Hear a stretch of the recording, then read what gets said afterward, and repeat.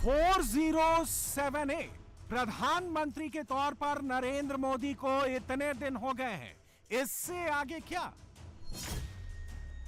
नरेंद्र मोदी हिंदुस्तान के second longest serving PM बन गए हैं, इससे आगे क्या? तीसरे टर्म में मोदी अभी और 1410 दिनों तक देश की कमान संभालेंगे। क्या उससे पहले ही मोदी कुछ बहुत बड़ा कदम उठाएंगे? थर्ड टर्म के बाकी बचे 1410 दिनों में नरेंद्र मोदी का यह कदम क्या होगा?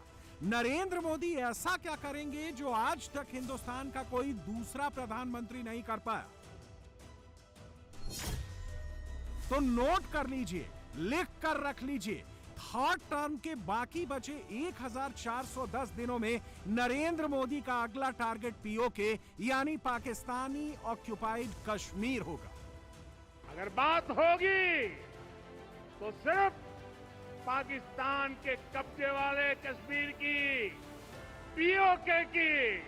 अगर पाकिस्तान से बात होगी तो पाक ऑक्युपाइड कश्मीर, पीओके, उस पर ही होगी। पीओके वापस लेना अगले 1410 दिनों में मोदी का सबसे मेन एजेंडा ही यही होगा।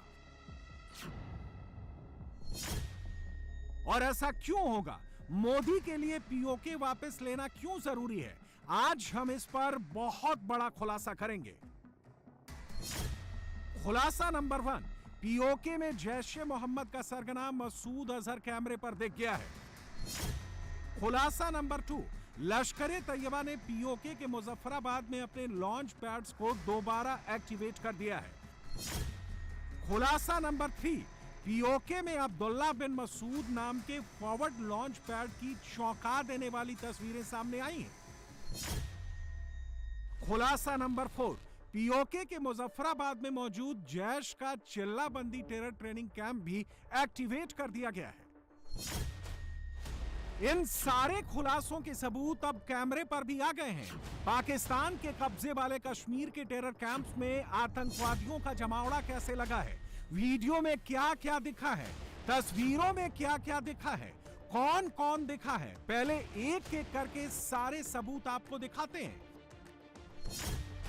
सबूत नंबर 1 ये रहा, गौर से देखिए इस फ्रेम को। जैश-ए मोहम्मद के इस टेरर कैंप में एक आतंकी आगे आगे हाथ में AK-47 लेकर चल रहा है, दूसरा आतंकी अपने बाएं हाथ से मोबाइल पकड़ के किसी का वीडियो रिकॉर्ड कर रहा है। अब अगला फ्रेम देखिए, इसमें एक और आतंकी की एंट्री होती है, उसके हाथ में भी आप वेपन देख सकते हैं। पहले वाला आतंकी बिल्कुल राइट साइड में है और मोबाइल से वीडियो रिकॉर्ड करने वाला आतंकी अभी भी किसी का वीडियो रिकॉर्ड कर रहा है। सवाल है कि जैश-ए मोहम्मद के इस टेरर कैंप में ऐसा कौन सा हाई वैल्यू एसेट आया था जिसकी प्रोटेक्शन में हथियार बंद टेररिस्ट मौजूद थे, जिसके वेलकम के लिए बाकायदा वीडियो रिकॉर्डिंग हो रही थी? इसका जवाब इस वीडियो के अगले फ्रेम में है। बहुत गौर से देखिए, कम से कम 8 हथियारबंद आतंकी एक गुलाबी रंग का चोला ओढ़े शख्स को दाएं से, बाएं से, आगे से, पीछे से फुल प्रोटेक्शन में लेकर जाते हुए नजर आ रहे हैं। सवाल है कि ये आखिर कौन सा आतंकवादी है जिसे लेकर मुनीर और उसकी फौज कोई रिस्क नहीं लेना चाहती? तो चलिए इस सवाल का जवाब आपको देते हैं। गुलाबी रंग का चोला ओढ़कर जो आतंकी आगे बढ़ रहा है वो कोई और नहीं, जैश-ए मोहम्मद का सरगना मसूद अजहर है। मसूद इस वक्त मुनीर का सबसे हाई वैल्यू एसेट है और इस आतंकी की सिक्योरिटी से क्लियर है, मसूद की सुरक्षा में तैनात आतंकी नंबर 1, आतंकी नंबर 2, आतंकी नंबर 3, आतंकी नंबर 4, आतंकी नंबर 5 और बीच में मसूद अजहर। मसूद के पीछे आतंकी नंबर 6, आतंकी नंबर 7, आतंकी नंबर 8, आतंकी नंबर 9।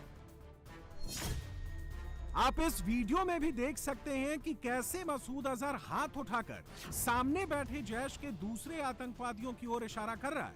रिपोर्ट्स के मुताबिक मसूद अजहर की ये तस्वीरें जून की हैं, यानी बहावलपुर में जैश का अड्डा तबाह होने के बाद ये मसूद की पहली पब्लिक अपीयरेंस थी। और अब से कुछ घंटों पहले ये खुफिया रिपोर्ट आई है कि आईएसआई ने मसूद अजहर को बहावलपुर से पीओके में शिफ्ट कर दिया है। मसूद पीओके में गिलगित बाल्टिस्तान के स्कार्दू में देखा गया है।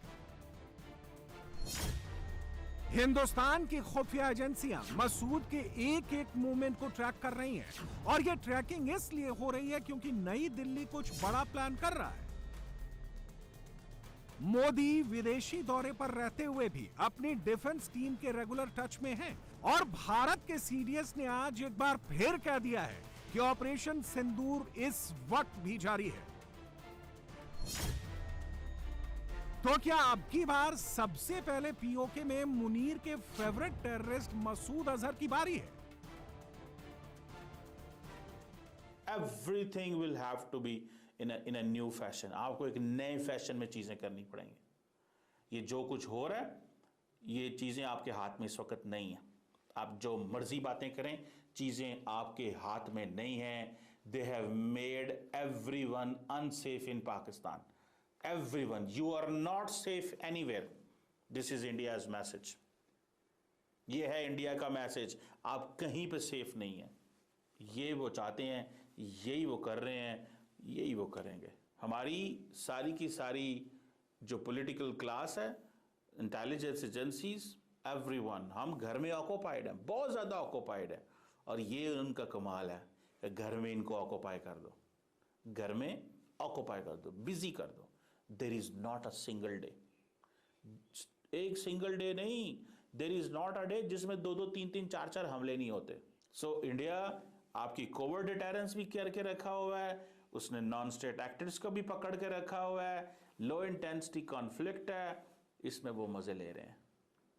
और आपके पास अब कोई चॉइस नहीं रह गई। हमारे यहाँ तो इस किस्म के लोग हैं ना, हमारे यहाँ तो जो इसके ऐसे लोग होते हैं, हाफिज सईद, मसूद अजहर या इस किस्म की जो ऑर्गेनाइजेशन जिनको बैन किया जाता है, वो तो हम तो उनके वैसे ही फैन होते हैं। हम कहते हैं नहीं, ये तो बहुत अच्छा काम कर रहे हैं, कि वो टेररिस्ट है। ये वैसे भी हाफिज सईद को वो बोल बोल के बेचारे अमेरिका का गला बैठ गया, यूएन का, के लिए डेजिग्नेटेड टेररिस्ट है, लेकिन हमने फिर भी उसको हीरो बना के रखा है। लेकिन और इसी तरीके से बाकी मसूद अजहर वगैरह भी हमारे यहाँ हीरो की ही हैसियत रखते हैं। और हमारे नेशनल हीरोज तो यही है। मैं तो कहती हूँ कायदे आजम को हटा के नोट के ऊपर हाफिज सईद का फोटो लगा के ये लोग नाम बदल कर आते हैं और इनका कोई काम नहीं बदलता। ये वही रहते हैं जो ये हैं। ये वो जिसे कहते हैं ना कुत्ते की दुम है, ये सीधे नहीं होते।